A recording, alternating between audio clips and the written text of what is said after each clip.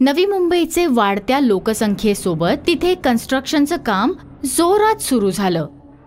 त्यातील एका इमारतीच्या कन्स्ट्रक्शनमध्ये काम करत होती नंदिनी, जी एक इंजिनियर होती. हा नंदिनीचा पहिला प्रोजेक्ट होता ॲज अन इंजिनियर, म्हणून ती खूप एक्साइटेड होती. आतापर्यंतचं तर काम खूप छान चालू आहे. आशा आहे पुढच्या 6 महिन्यात इमारतीचं बेसिक कन्स्ट्रक्शन काम पूर्ण होईल आणि मग माझ्या करिअरमध्ये पण छान प्रगती होईल.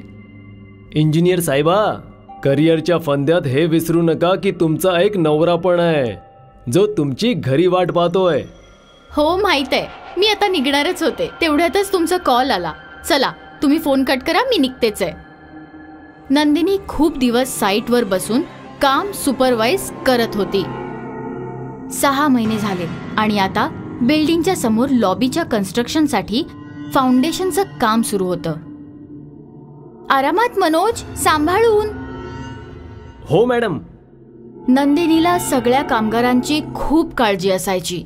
एक दिवस नंदिनी अर्ध्या दिवसातच साईटवरून निघून गेली. नंदिनीला घरी जाऊन खूप सारी तयारी करायची होती, कारण आज तिच्या लग्नाचा पहिला वाढदिवस होता. नंदिनीने स्वतःचं घर सजवलं आणि नंतर तिच्या नवऱ्याचे आवडते पदार्थ ती बनवू लागली.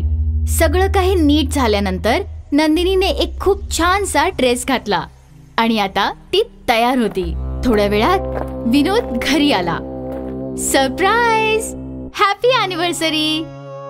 Wish you the same. मला वाटलं की तू विसरलीस. असं कसं होऊ शकतं मिस्टर हजबंड, की मी आपली अॅनिव्हर्सरीच विसरेन? मी तर तुझ्या गिफ्टची तयारी मागच्या 1 आठवड्यापासून करते. हे बघ, तुला फोटोग्राफीचा छंद आहे म्हणून कॅमेरा. अरे वा, आय लव्ह यू नंदिनी. विनोद त्याचं गिफ्ट बघण्यात मग्न झाला.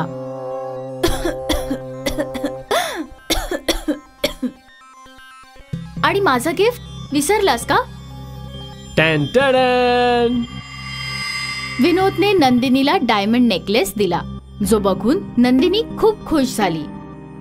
ते दोघं एकमेकांशी बोलू लागले. तेवढ्यात नंदिनीचा फोन वाजला. 1 मिनिट विनोद, साईटवरून फोन आहे. हॅलो, हा मुकेश, बोल. काय? कसं? सकाळपर्यंत तर सगळं ठीक होतं. ठीक आहे, मी येते.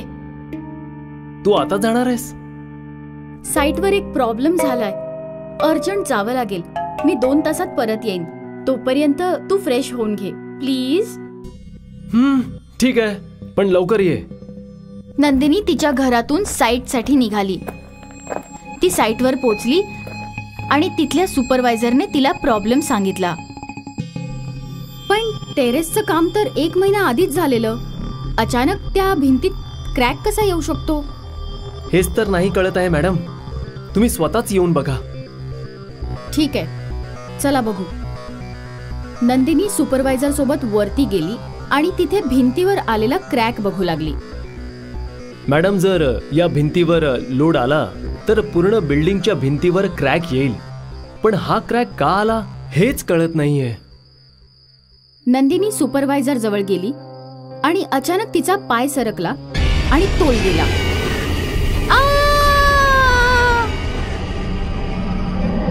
मॅडम! नंदिनी सरळ कन्स्ट्रक्शन लॉबीच्या रॉड्सवर पडली आणि तो रॉड नंदिनीच्या आर पार गेला. नंदिनी तिथेच मेली. विनोद बऱ्याचदा नंदिनीचा फोटो बघून रडायचा. कन्स्ट्रक्शनचं काम काही थांबलं नाही, ते चालू राहिलं. पण सूर्य मावळल्यानंतर लोकांना नंदिनीचं किंचाळणं ऐकू यायचं. किंकाळी ऐकून लोक पळू लागले. जसं जसं बिल्डिंगच्या कन्स्ट्रक्शनचं काम पूर्ण झालं, तिथे लोक येऊन राहू लागले. पण प्रत्येक रात्री लोक नंदिनीच्या किंकाळ्या ऐकून घाबरून जायचे. मग काही महिन्यांनी तिथे एक बाई राहायला आली, मधुनिका. मधुनिका एक माध्यम होती. ती आत्मांसोबत बोलू शकत होती आणि आत्मे तिच्या शरीरात पण येऊ शकत होते. एका रात्री मधुनिकाने नंदिनीच्या आत्म्याची किंकाळी ऐकली. ती तिच्याकडे पळाली. मधुनिकाने बघितलं की नंदिनीचा आत्मा रडत होता. काय झालं? तू रडत का आहेस? तू मला बघू शकतेस का? हो. पण कसं? कारण मी एक माध्यम आहे, माणूस आणि आत्म्यांमधील. तुझा आत्मा इथे कसा आला? नंदिनीच्या आत्म्याने तिला स्वतःची गोष्ट सांगितली. ओ, तुझ्यासोबत खूप वाईट झालं, पण तुझी शेवटची इच्छा काय होती जी अपूर्ण राहिली आणि तू इथेच अडकलीस? मला माझ्या नवऱ्याला स्वतःच्या हाताने भरवायचं होतं, पण त्याच्या आधीच मी मेले. मी तुझी ही इच्छा पूर्ण करू शकते आणि तुला मुक्तीही मिळवून देऊ शकते. काय? हे खरंच होऊ शकतं? हो, पुढील पौर्णिमेला मी तुला बोलवेन. तुला माझ्या शरीरात प्रवेश करायचंय आणि स्वतःची इच्छा पूर्ण करायची आहे. मग तू मुक्त होशील, पण तोपर्यंत तू कुणालाही घाबरवणार नाहीस. प्रॉमिस? प्रॉमिस. दुसऱ्या दिवशी विनोदला भेटायला मधुनिका त्याच्या घरी गेली. तुम्ही नंदिनीचे पती आहात ना? पण कदाचित तुम्हाला माहित नाहीये की नंदिनीला मरून खूप वर्ष झाली आहेत. हो, मला माहितीये की नंदिनीला अजूनपर्यंत मुक्ती नाही मिळाली. तुम्हाला काय म्हणायचंय? मी एक माध्यम आहे, म्हणजे माणूस आणि आत्म्यांमधील दरवाजा. मी तुम्हाला बघू शकते आणि आत्म्यांना देखील. आणि कालच मी नंदिनीच्या आत्म्याला भेटले. आत्मा? विनोद, नंदिनीला अजूनपर्यंत मुक्ती मिळालेली नाहीये, कारण तिची शेवटची इच्छा अजूनही बाकी आहे. तिला स्वतःच्या हाताने तुला डिनर भरवायचं होतं.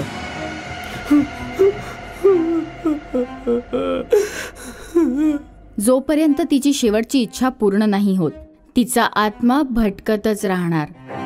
पण आता हे कसं शक्य आहे? शक्य आहे. कदाचित याचमुळे मला त्या बिल्डिंगमध्ये आणलं गेलं. मी एक माध्यम आहे.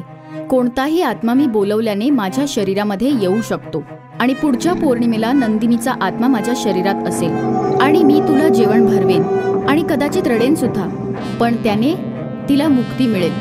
म्हणून तुम्ही पुढच्या पौर्णिमेला रात्री माझ्या घरी या. मी नक्की येईन.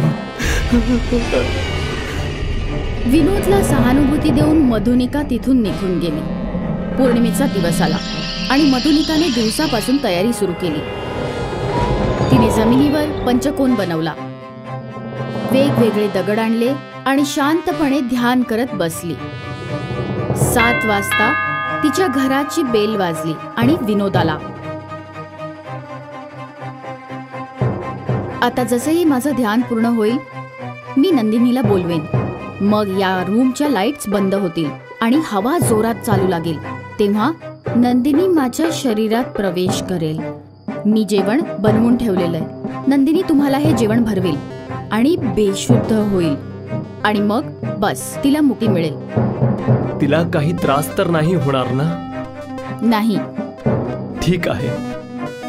आणि मग मधुनिका ध्यान करू लागली. थोड्या वेळाने, नंदिनी, नंदिनी, तुझा विनोद आलेला आहे. बस एवढं बोलल्यावर वारा जोरात वाहू लागला. रूम मधले लाईट्स चालू बंद होऊ लागले आणि जेव्हा मधुनिकाने डोळे उघडले तेव्हा, विनोद, विनोद, मी तुझी नंदिनी आहे. नंदिनी, नंदिनी.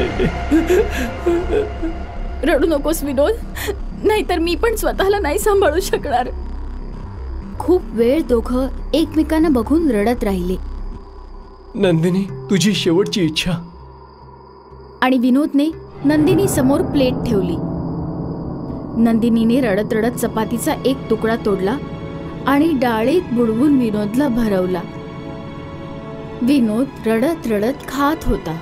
नंदिनी त्याला भरवत राहिली आणि तो खात राहिला. आता माझ्या जाण्याची वेळ आली आहे. नंदिनी, नंदिनी, नंदिनी. आणि नंदिनी बेशुद्ध झाली. विनोद काही वेळ रडत राहिला आणि नंतर त्याने मधुनिकाच्या चेहऱ्यावर पाणी मारलं. तुम्ही ठीक आहात? हो, आता नंदिनीला मुक्ती मिळेल. आता तिची किंचाळी कोणालाही ऐकू येणार नाही. विनोदने स्वतःचे डोळे पुसले. Thank you.